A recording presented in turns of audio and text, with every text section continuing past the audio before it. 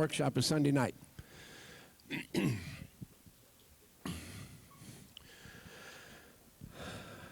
Our next speaker today is Robert Morning Sky. He's new to Global Science's crowd. Some of you may be familiar with him. Some of you, most of you, probably are not. But we're pleased to present him this morning. I was amused a couple of 3 weeks ago when Robert faxed to me that he thought maybe he shouldn't come to our conference because he was a bit controversial.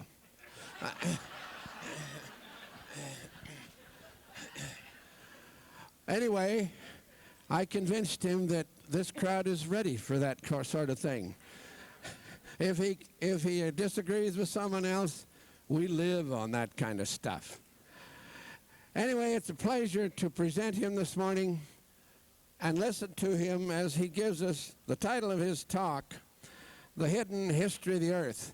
And of course, he only has 55 minutes now, but he will have a workshop also on Sunday night where you can get 3 more hours of his research in and around the world and so many things he has done. So, Global Science's welcome to Robert Morning Sky of Phoenix, Arizona, if you will, please.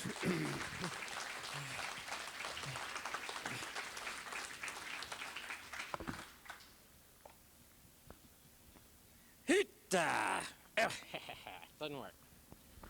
Are we in? Is it working? Oh, we start again.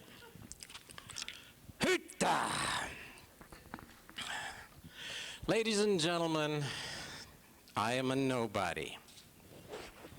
I am not an ex-physicist, an ex-scientist. I am not an ex-NASA worker. I am not an ex-CIA agent, ex-intelligence agent, ex-Air Force officer, ex-pilot.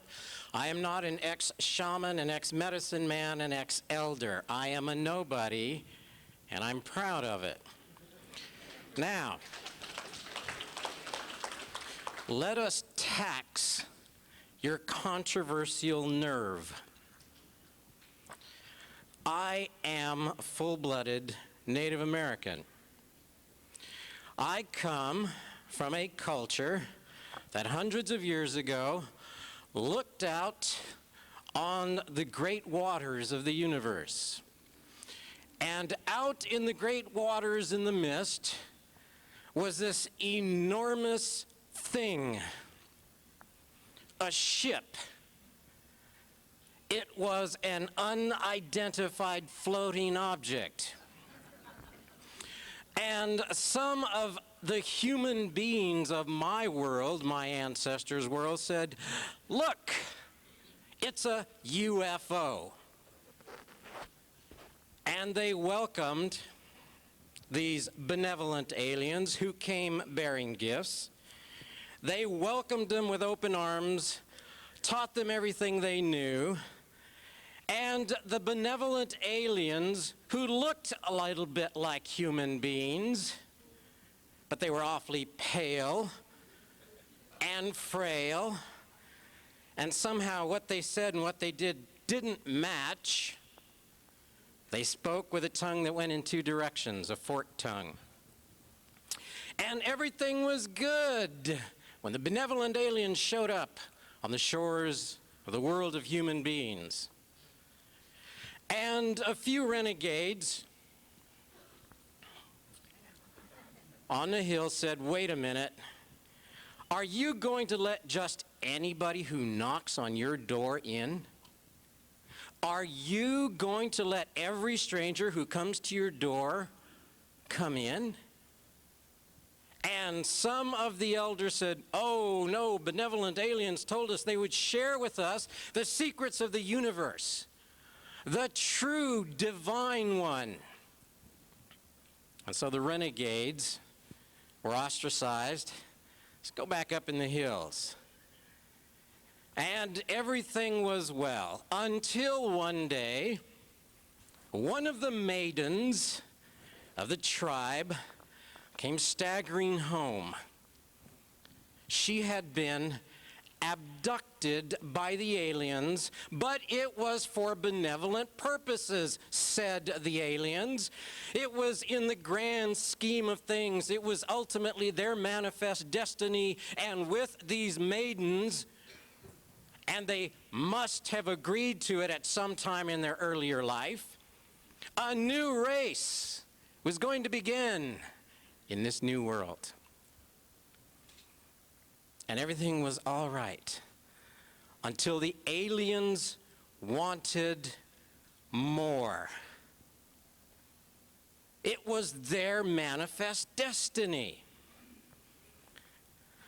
I come from a world that welcomed aliens without question, and we were nearly decimated. And you know something? In my world, there are instances of bubonic plague. In my world, there are drug problems. In my world, there's 80% unemployment. In my world, you know what our grand new opportunity in life is? Casinos, yay! Run by companies who take 80% off the top, and if we're lucky, we get 10%. So I'm sorry. You think the world's getting better. Maybe for you, but there are some people, some primitives, still living on what are called reservations. You know what a reservation is? You can't go out there. This is where you live. This is where you stay. This is where you're supposed to be. You heard of the biosphere program? Do you know what they're saying, folks? You can't even set foot in certain wilds. And of course, after a time, it's going to be successful enough that they're going to have to expand the program, and the only time you're ever going to be able to set foot in the wilds is if you go to the zoo in the city. I am not doom and gloom. I am a warrior standing before you saying, wake up! There is a middle ground between those who say it is all going to be well and those who say it's all going to be crap. It ain't going to be anything unless warriors stand up. And ladies and gentlemen, I want to tell you something. There are new Indians on this planet today. You're it. You're the new Indians, man. Now, are you going to accept every benevolent alien coming at the door bearing gifts saying, I'm abducting your daughter because it's part of a grand new experiment? Look, I am sorry. When somebody walks in to my house and they didn't ask, and my wife, my daughter, my sister is taken, I don't care what she comes back with, that's abduction, and by definition, that's the breaking of free will. I'm sorry, that's called rape in my world, and I resent anybody who says, I agreed to it in a past life. You know what? If that's true, and sometime in a past life, those people who said that agreed to be assholes. Would you start the tape for me, please, sir? Yeah, I guess I'm a little pissed. Ladies and gentlemen, I am a nobody. Can we start the video? Oh, okay.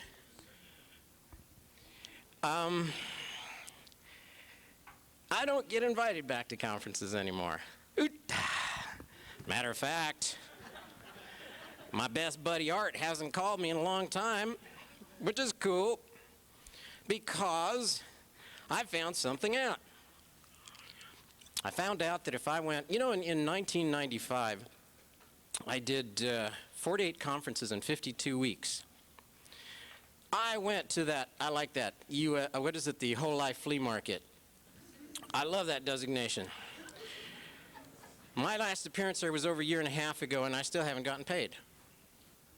True story. I went to Zurich, Switzerland, February, a year ago. I still haven't gotten paid. I didn't have my expenses covered.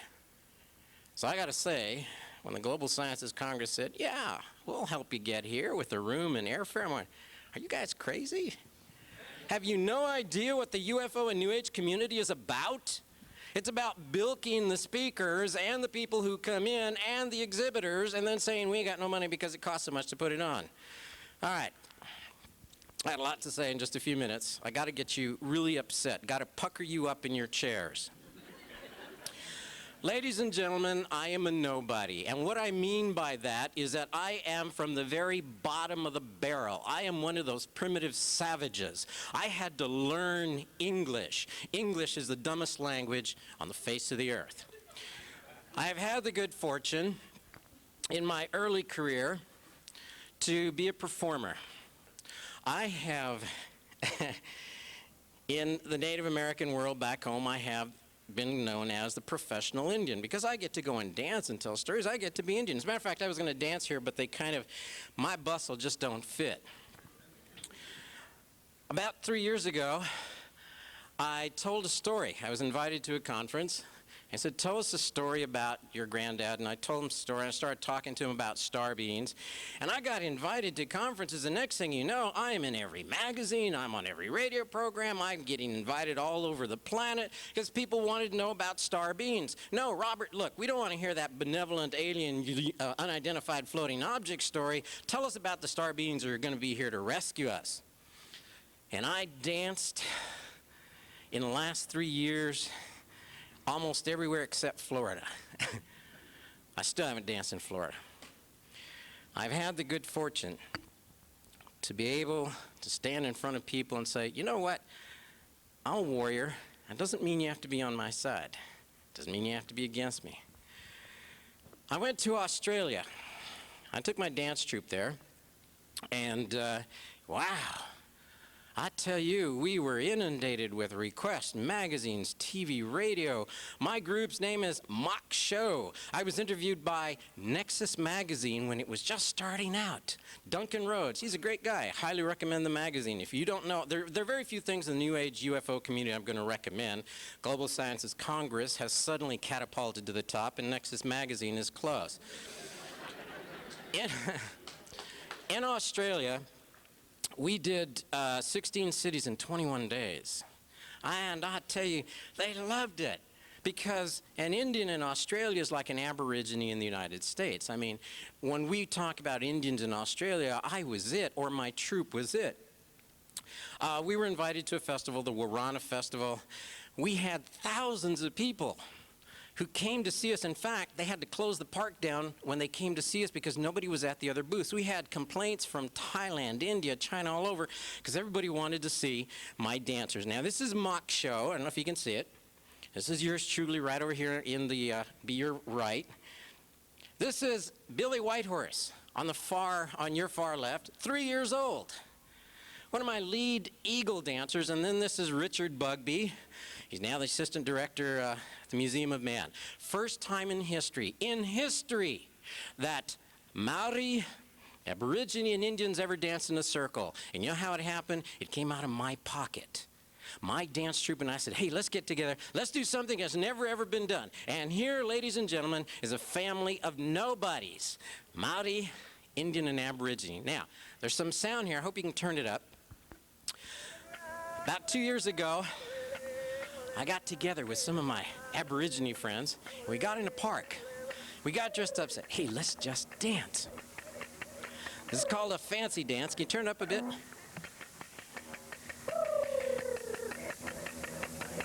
Now, human legs should not do that.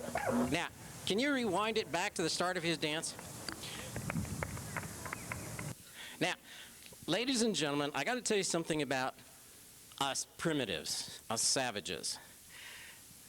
Dance is a way of life.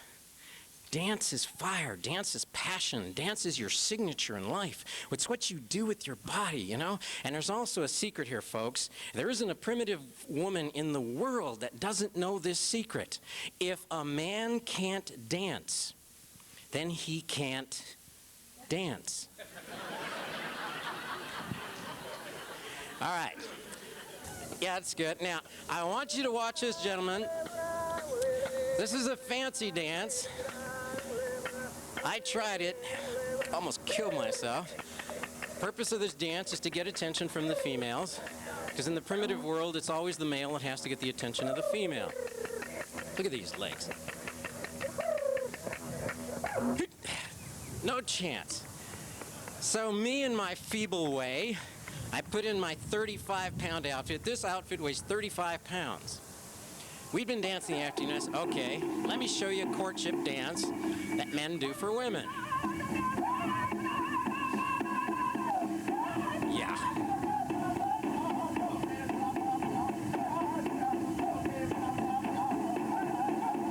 I gotta go down. Come back up. With 35 pounds on your back, you don't know. That's a fancy dance. That's fire, that's passion.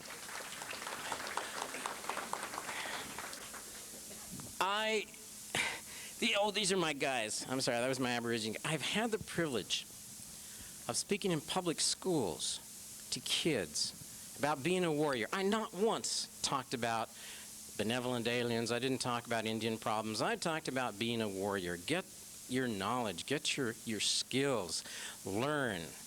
You can't just accept what people tell you. I got some report cards from kids in school. I got an A+ from a bunch of kids. Now, I can't tell you how much that meant to me. I'm a primitive. I go in and I say, be a warrior, man, and you'll be okay. Don't accept. Being a warrior means challenge everything, question everyone, accept nothing. Accept nothing. So, I started a television series called Hey Dude, all right? I started out as a consultant, going to show this young kid how he was going to be an Indian, ended up being a member of the Nickelodeon Hey Dude program. Then I got off on a career doing guest ranches, and I started doing performances at conventions and gatherings. And my whole point in this is, I am Native American. I'm an Indian, all right? I am not a pseudo wannabe butthead that gets on the radio programs making outrageous claims. Do not accept what people are telling you on the radio. It's not the credentials. It's what they say. The truth stands in and of itself. Now, UFOs. Now, here's some UFOs, all right? Are they real? Do UFOs exist? If you are seeking the truth, if you really want to know, you must be able to say, maybe they don't exist. If you can't say that, wow, maybe they don't exist, you're not looking for the truth. You're looking for confirmation.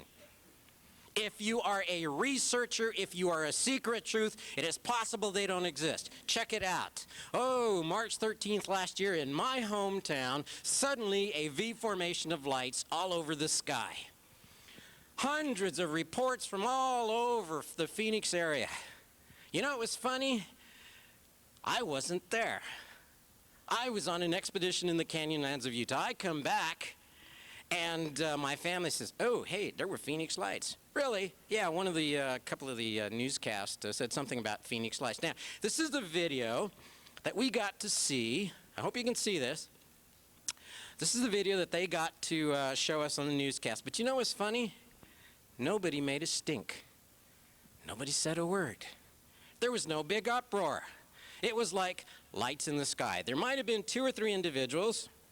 Something's going on. Now, this is what's reported. This huge V-shaped object flew overhead. A large V-shaped object. Now, I got to tell you, you've heard these V-shaped UFO reports all over the country. Huge, humongous things the size of a football field, and they're totally silent. Here's the video that was taken in my hometown. I get back, and at that time, one of the radio talk show hosts called me, and that time he used to call me all the time. He said, what do you think it is? What kind of UFO? I'm sorry. And we started looking into the question. Now, apparently the lights, there were 2 sightings. The V-shaped craft and these lights either came down behind the Estrella Mountains or in front of the Estrella Mountains. My crew and I, my family and I, started looking into this. We lived there. Good Lord, if it happened in my backyard, I should find out what it is. So, Here's the video. We took a look at it. We started calling people. We started calling witnesses. We started calling the media. We started calling people. And then I got hold of a piece of film that ultimately made it on, I think it was the Discovery Network. And there's a gentleman. His name is Rudin. And he took a video from the same location during daylight hours, and he took the nighttime video and he lined them up. He lined up the same view in the daytime as the same view with the nighttime. And Mr. Rudin, by putting this together, they took this video, the daylight, they put it together, and guess what happened? By computer analyzing the film, they found that these lights disappear exactly with the skyline of the mountains. They were flares. Now, there are some technical experts that said, no, the light and this, and there was structure and this and that. I'm sorry. In a moment, I'm going to tell you what kind of flare it was. I don't know if you can see it. You see this, boy? You know what this is? Nope. Well, this is the U-2. I'm sorry. That's a U-2. The first spy plane. The first in a series of stealth craft. Now, if you haven't got it and you're a real researcher, you got to pick up the Skunk Works. It's a book by Ben Rich. It's about Lockheed, a private company that was initially hired by the CIA. Lockheed, the Skunk Works, in the 1950s was working on and produced the U-2. You'll see several guidebooks, aircraft, stealth craft magazines and books that are out there. Here's the problem, guys. I went to these conferences. Jeez, I even have a military aircraft directory. Why? If you're a UFO researcher and you don't have these books in your library and you look up in the sky and you see a V-shaped craft just not making any sound, or you see a disc and you say, it must be an ET UFO, I'm sorry, you're wrong. Because it's quite possible it's one of our own craft. Now let me go on record here. Extraterrestrials exist. Extraterrestrial craft exist. But by and large, what we are seeing, man-made UFOs. Mr. Vanasco and Childress, the suppressed history of the development of disk technology. I picked this up and I go, holy, guess what? Victor Schauberger, 1938, 1945. You know what he was doing for the Germans? He was inventing disks. Late 30s, early 40s. This is a disc that shows little pontoon-like landing gear. Pontoons. This is one of the early ships. Early 1940s. Oh my. No, that can't be. B-29 bomber is being followed by a disc. Early 50s. Oh, must be an ET. Couldn't possibly be German aircraft. See this, boy? Early 40s, German-designed bomber. Early 40s. But we just invented it in the last couple of years, right? German bombers in the early 40s. The only reason they didn't go into production is because we bombed the hell out of them. We got lucky. This boy was perhaps, we're really lucky that this one didn't get off the drawing table. This thing is comparable to the B-2 that we have today. Oh, and by the way, these V-shaped lights, they were reported in 1951 over Lubbock, Texas. 1951. What was it? Probably a very special craft. Secret agenda. Reinhard Gehlen. What's the point of this? Have any of you heard of the Gehlen org, Operation Paperclip, smuggling up over 2,000? You can't know it. UFO New Age people are not supposed to know this.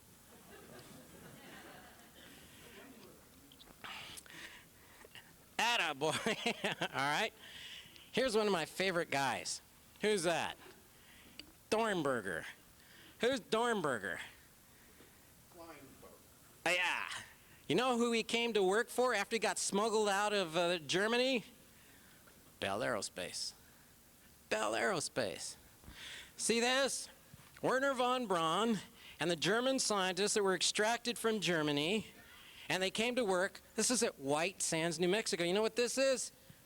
NASA. German intelligence agents became part of the CIA. All right, you know the Galen story. They're part of the CIA, right? How were the Germans snuck out? Alwa Hudal, a bishop in the Collegium Teutonicum, through the Vatican. You know why Patton was able to get across Europe? Because of Lucky Luciano's friend, Meyer Lansky. If the Allies, if Patton had not held help from the mafia, he wouldn't have had gas, he wouldn't have had the rubber, we wouldn't have been able to get across Europe and beat them dirty, rotten Nazis, who we then turned around and extracted 2,000 scientists to come and work in the CIA, in NASA. And ladies and gentlemen, I am most honored. I've been given a copy of one of the most, oh, by the way, this is just a wrap up on the mafia question. The government has assured us that with the downfall of John Gotti, that there is no more mafia on the planet. Yeah, that's the end of the tape. Now, look, guys. I sent Dean a fax, and I said, look, you know what, I think I better not go because I think some of your people are going to get upset. I've been to these conferences before. I don't want to disturb the love and light message. I don't want to disturb the aliens are here to protect us thing. But you know what, just before I came here, I was given this book, and this is a bitch of a read, and I mean that as a compliment. Because if a book is a bitch to read, that means there's substance to it. Now, this gentleman's going to be here. I think he's speaking tomorrow afternoon. Is that correct? All right, Leonard Horowitz, Emerging Viruses. You know how good the world is now? It's called AIDS and Ebola. Things are getting much better. Yeah. Well, they could if we would stop accepting pablum. Ladies and gentlemen, I started looking into the UFO question sincerely. Now, I made a great error because when I got started, I found 3 or 4 UFO speakers, and I thought, hey, these guys are good. They really do want to know. So I spoke. I spent some time with them. It was Colin Andrews was one of the first. This is one of the few UFO New Age researchers that I really have any regard for. He does his homework. He goes out and he gets dirty.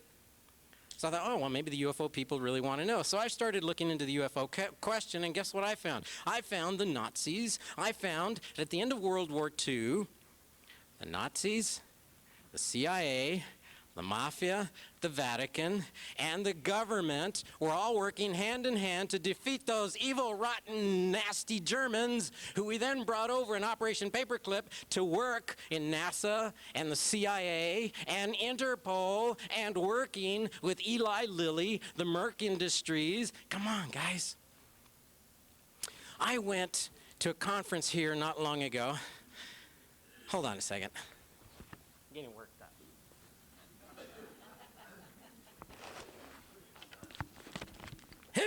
I went to a conference, Prophets Conference, a few months ago, and there's a guy saying, ladies and gentlemen, we can make a difference if we stand together and demand from the government that they tell us the truth. They will tell us about biological warfare. They'll tell us about UFOs. They'll tell us about, we demand. Folks, if you think that there's such a thing as the CIA over here, and there's the FBI over here, and the government over here, then the mafia's been destroyed, and there's no more Nazis in the world, you are sadly mistaken. Read this book, read my book, read any of the books that are out there that talk about what's happening today. The mafia's alive and well, except they're legit. They're the big financiers of most of the problems. And I said, look, man, are you going to tell me, the speaker, that you can go to the mafia and demand that they tell you the truth? You know what they're gonna say? It's not personal, it's business. You know, I find this fascinating. Now, this is the first time I've gone before a group, and I'm going to lay something on you because I'm going to run out of time here real quick. Ladies and gentlemen, is there anyone here that questions a CIA, Mafia, FBI, Vatican government connection? Anybody? Good. One. Because that took guts. Thank you. If you don't know, read. It's there. Now, here's an interesting thought. Could the underworld, the legitimate underworld with all these megabucks, be involved in the UFO story? Roswell. Somebody saw a crash. There's a knocking on the door. If you tell anything you see,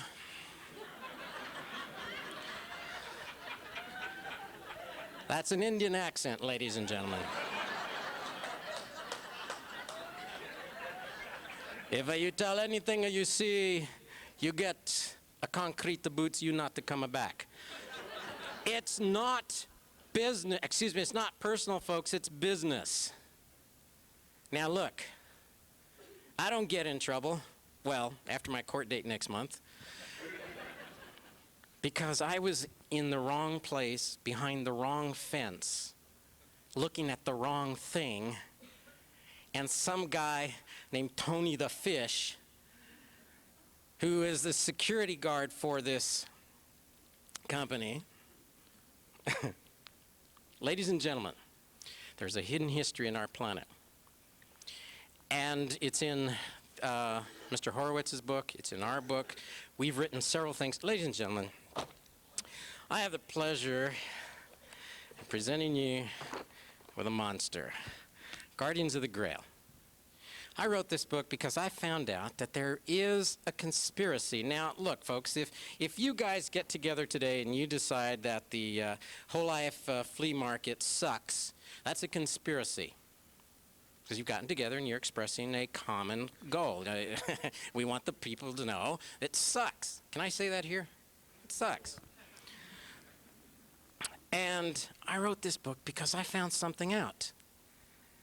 Up is down, black is white, and everything you've been taught is a lie. What's the opposite of tall? Short. That's what they taught you in school, right? Do you know what the definition of opposite is? If you have something going in this direction, opposite goes in that direction. The other definition of opposite is that you have a center point and you have a pound, one pound, 1 foot away, 1 pound, 1 foot away. They're in balance. They're opposites. All right. Now, here's the ground, and that's tall. Here's the ground. That's short. You notice anything? They're both going in the same direction. By definition, the opposite of tall is not short. They're both varying quantities of the same variable. They're both going in the same direction. In order for the opposite of tall to exist, it doesn't go this way, it goes that way. A Native American savage nobody is going to tell you that the opposite of tall is deep. That's savage thinking 101. I picked up the Bible. How many animals did Noah take on the ark with him? 2, one by one, side by side. Wrong. 2 of the clean, 7 of the unclean. How many atoms were created in the beginning? Just 1. No, 2. You're going to have to look in the Bible. Ladies and gentlemen, I found, and here's my primitive, savage, uncultured, nobody self. I found that the benevolent aliens gave birth to a country where they lie to you every day of the week. And then they charge you to explain it. And then they fix it by charging you more. And then when you don't have any money in the bank and you write a check that bounces, they charge you more of what they know you ain't got.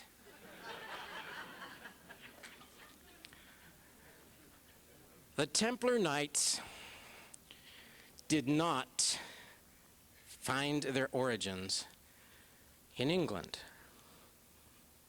Holy Blood, Holy Grail is partially correct. In the workshop tomorrow night, I want to give you the hidden history, and I want to show you how the Templar Knights play such a critical part, but their history doesn't begin in England. It doesn't even begin in France. It goes back to the times of Jesus, and it goes even beyond that. Also, how much time have I got? I know I've got to be down to the wire here. 21 minutes. Check you out. All right. Started looking into some documents on... Sorry. Started looking into some documents on... See, there's this thing about me. I get nervous when there are bodies next to me, and that, that Indian there, that some bitch has snuck up on a lot of people. Huh, Clarence? I started looking at Nazi disk technology. Now, this guy Schauberger, whoa, man, this guy was brilliant. And after the war, they start sneaking the scientists out. But the British intelligence agents, they go in, and at Peenemünde, they find documents, and they find them in several places. And these documents are all about the discs, they're all about the flying wing, they're all about the technology, right? So I'm following the trail. Where do the documents go? Not to the Americans. Now look, folks, think about this. You're British, the Americans are your allies, the Americans get most of the German scientists. Would you cough up the documents? Sure you would. Well, we found that some of these documents made their way with a group of British scientists to Canada. And in Canada, they started working on discs and other related technological fields. And they found that, you're familiar with the Foo Fighters. I'm going to assume you're so smart, you know what a Foo Fighter is. It's those World War II, okay, right? And they found that the Germans were creating the very rudimentary plasma balls, these little balls of energy, right? And these little Foo Fighters, just these little balls of energy were bouncing around. They could stop airplanes, they could stop tanks. I mean, they were really a pain in the butt for the Allies. So the British intelligence, they have this technology, and they go to Canada, and they start screwing around with these little plasma balls, and they start messing around with developing other things related to plasma. And they find that they could create, with an intensified beam of light, a technology has advanced since the invention of the laser, but back in the 50s, they found that using a beam of light, that they could create a plasma ball, shoot it, bounce it off a wall, bounce it off a vehicle, bounce it off a tank, bounce it off a plane, and cause not only damage, but at the very least, they could cause the plane to stop functioning. But they also found out something interesting. They found that at a distance, they could take this light beam with essentially a plasma ball at the end, just like a writing pen with a little ball at the end, and they could aim it at a meadow in the distance, and they could draw a circle. And it was, in the beginning, they burned the hell out of the grass, but they found that they could create images in vegetation. What would happen is that the blades of grass would just bend over. They'd just bend over. And they didn't tell anybody, especially not the Americans. Come on. So the British scientists went back, and because of a lot of stuff, there was a lot of squabbles going on. Did Charles really love Camilla? Was Di involved? I'm being facetious, but they sat on it for a while until there seemed to be a plausible use for it.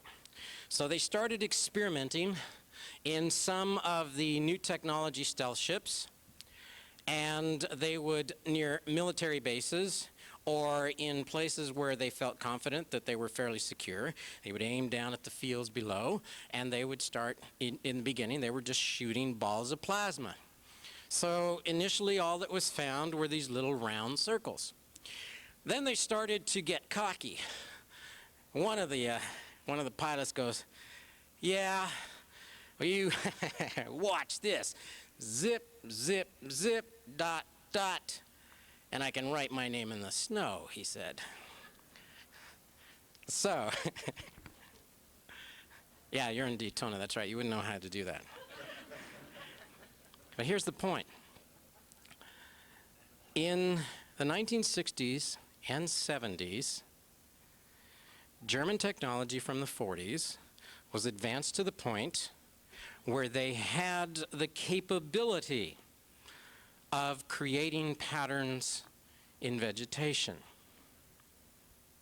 Now, ladies and gentlemen, I am not suggesting to you that all crop circles are made by terrestrial means. No, because I don't believe something like the Mandelbrot set is going to be done by some pilot with a gun. I don't believe that all crop circles are terrestrial. But guys, think about it. If we have discs, if we have craft, if we have the technology, and a pattern appears in the grass, how do we know if it's terrestrial or extraterrestrial?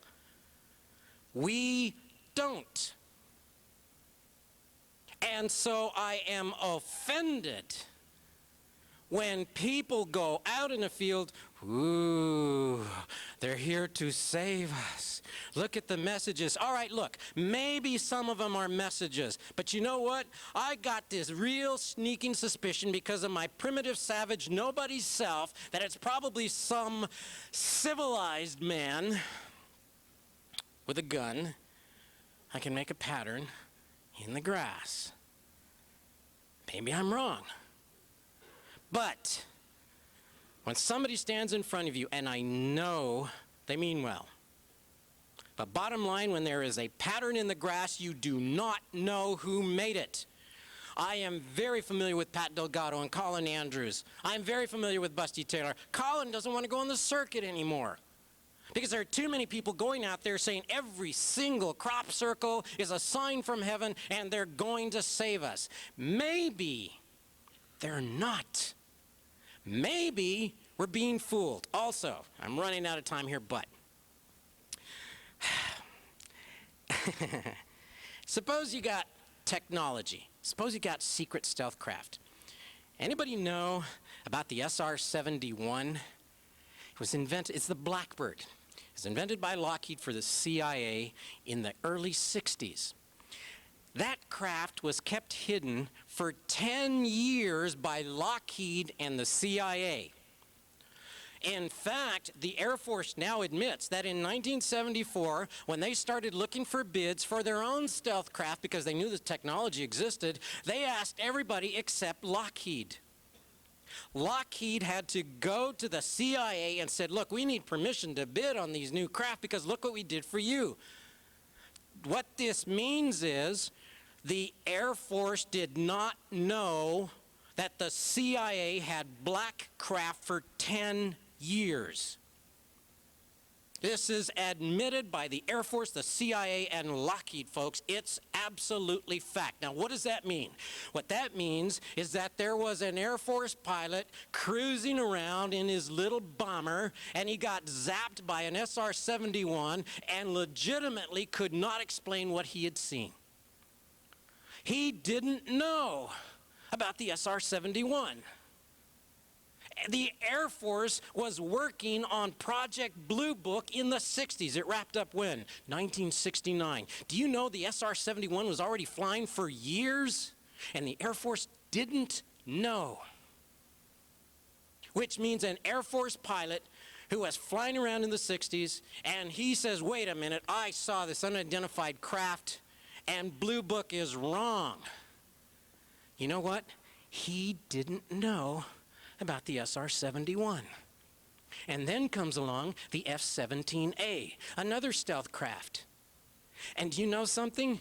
The CIA didn't tell other branches of the government. They didn't tell the military. The Air Force started working on the Have Blue F-17A, and the military, the Army, didn't know. Cuba, 1960, Bay of Pigs invasion. Who staged that sucker? The CIA. Kennedy said, nah, you can't do it all the way. Do you know that the CIA, the operative branch, conducted the Bay of Pigs invasion without the knowledge of the other 4 branches of the CIA? Ladies and gentlemen, the CIA keeps secrets from the CIA. The CIA keeps secrets from the Air Force, who keeps secret from the Army, who keeps secrets from the Navy. Ladies and gentlemen, when a military man stands in front of you and he says with sincerity, I know that craft didn't exist, BS, belief system, bull poop. Ladies and gentlemen, most of what is happening in the UFO and New Age community is cock-a-doodle poo-poo.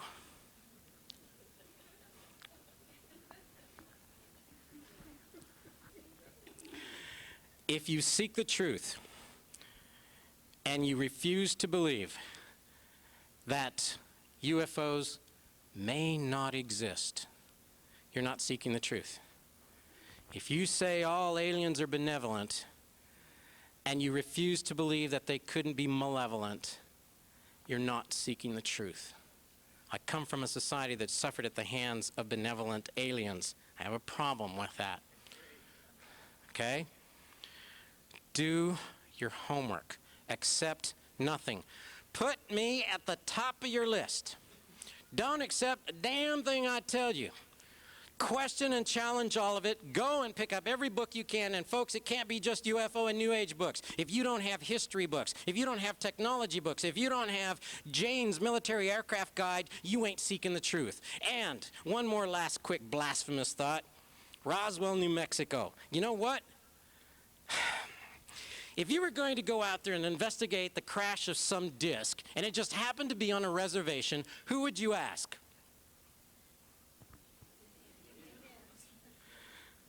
Have you noticed not one single book asked an Indian? You notice that?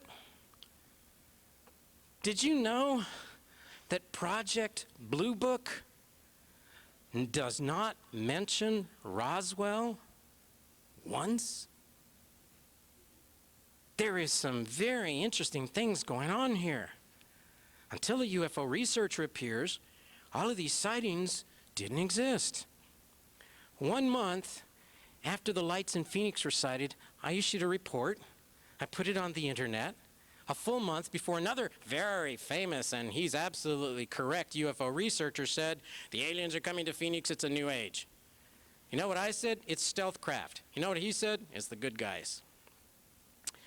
Ladies and gentlemen, you got to do your homework here. How much time have I got? Am I supposed to leave time for you to ask questions, right? 8 minutes. All right, one last quickie here. I can't leave everybody alone.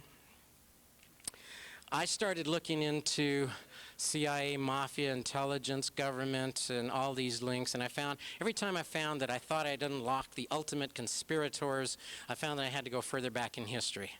Because you know what? The UFO phenomenon, it didn't begin in the 1940s. It didn't begin then. It can't explain what we find in our history books. It can't explain what we find in our ancient documents and text. There are reports in ancient Egyptian texts that are word for word the same thing that people have cited today. UFOs existed back then, and any explanation that does not take into account the existence of UFOs thousands of years ago is sadly lacking. The UFO community is incorrect, in my opinion, when it begins in the 40s. You want to talk about reverse engineering? They are not reverse engineering ships that happened to fall in the 40s. They're reverse engineering ships that went back as far back as Nikola Tesla at the turn of the century and probably earlier. I kept going back in history, back in history. I find the Templars. I got to go beyond the Templars. I got to go into the secret schools. I go beyond the secret schools in Egypt, and I find that the world's oldest religion is that of the mother goddess. True story. Ooh. Do you know that 2,000 years ago, 3,000 years ago, if you'd have said, God bless you, somebody would have slapped you silly for being blasphemous. 3,000 years ago, you would have had to say, Goddess bless you. Goddess our mother, who art in heaven. I'm not being blasphemous. That's how it was. Do you know that the goddess existed for nearly 20,000 years? And then in the last few thousand, we got a male god? You know what one of the first names of the goddess was? Yah. And her works in the ancient languages in Sumerian and Babylonia were Yah-woo. Yah-woo, of Yah, of the mother goddess. Yah-woo was the name of her son. You read the Gnostic text. Yahweh was a butthead little boy who got jealous of his mother and took away her power and her position as the divine one, the deity. So I started looking at the mother goddess religion. Yay, say the ladies. Mother goddess, oldest religion. Now we can thump our tambourine and jump around and sing to the moon and praise. Wrong. Because I just wrote a book along with my adopted wondrous sister, Jean, and we're going to poke holes in the mother goddess myth. And I'm poking holes in the Phoenix Lights myth. I'm poking holes in the God and Christian Jewish faith religion, any male God religion. I'm going to poke a hole in that. I'm going to poke a hole in the official history of humankind. You know why? Because I'm a savage. I'm a nobody. And I refuse to believe that when 1,000 civilized experts come together and agree, I know something's wrong. So, I appreciate the opinion of the experts who are sincere in what they say. I believe there isn't a UFO New Age speaker who doesn't believe in what they say. However, I am blasphemous enough to say, it ain't so. I read the books, damn it. I had to learn English. It's a horrible language. It's terrible language. Teacher says, learn to count. Okay, O-N-E. What's that? Own. No, she said. One. Teacher, there's no wa in one. Well, Robert, that's just something you're going to have to accept. Okay, next number. Next number. T-wa-o.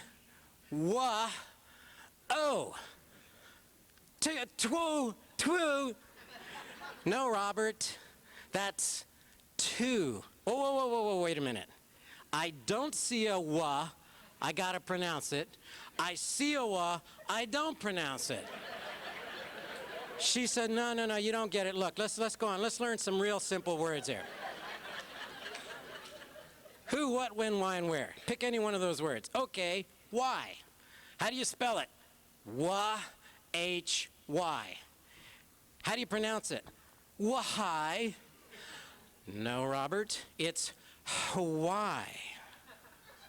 And what, and where, and who.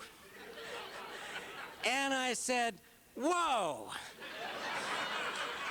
Wait a minute. I'm going to live in a world where you don't see the wa in one and you pronounce it. You see the wa in two, you don't pronounce it. I see the wa before the H and I pronounce it after the H. And I said, oh, this don't make no sense. English is a dumb, stupid language, and the world I'm going to get into, I'm leaving, I'm staying on the res. Oh, Robert, you don't understand. English is a beautiful language. It's a wondrous civilized world. You're so wrong. I said, how do you spell that?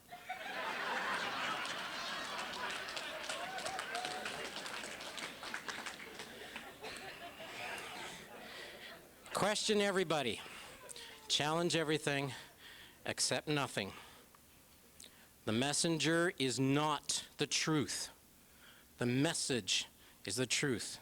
I am a nobody, but my words have no less validity than anyone who claims a title.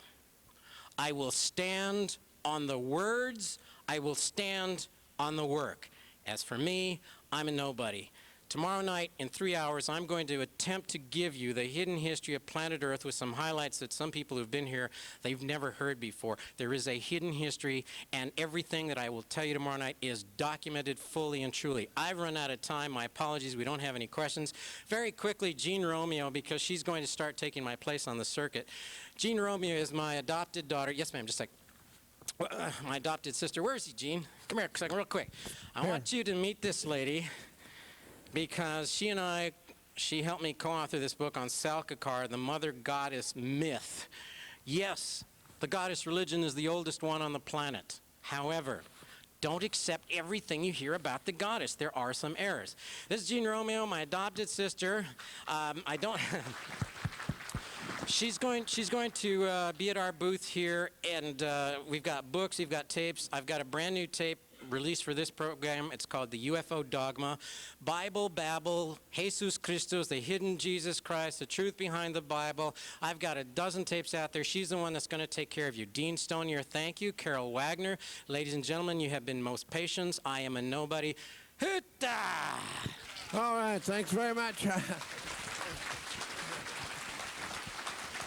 All right.